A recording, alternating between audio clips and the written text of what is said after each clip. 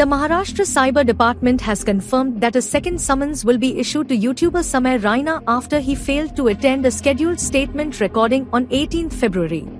The department requires Raina to appear in person for the recording, denying his request to do it via video conferencing.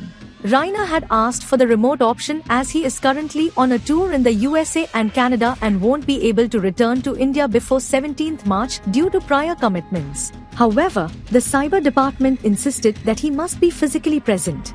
The controversy began with a show called India's Got Latent, where a guest appearance by podcaster Ranveer Allahabadiya sparked outrage.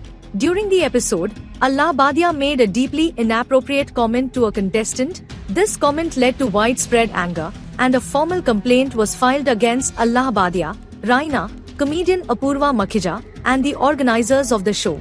In response, Raina took to Instagram, apologizing for the incident. He expressed that his only goal was to entertain and that he never intended to cause harm. He also removed all India's Got Latent videos from his channel and promised to cooperate fully with the authorities. The controversy escalated when first information reports were filed against several people involved, including Raina, Allahabadiya, and Makhija, in multiple states like Maharashtra and Assam. Assam's Chief Minister, Himanta Biswa Sarma, confirmed that first information reports had been registered in Guwahati against those promoting obscene content. On 18 February, the Supreme Court condemned Ranveer Allahabadiya's remarks, calling them dirty and perverted. The court warned Allahabadiya that his popularity shouldn't allow him to act without consequences.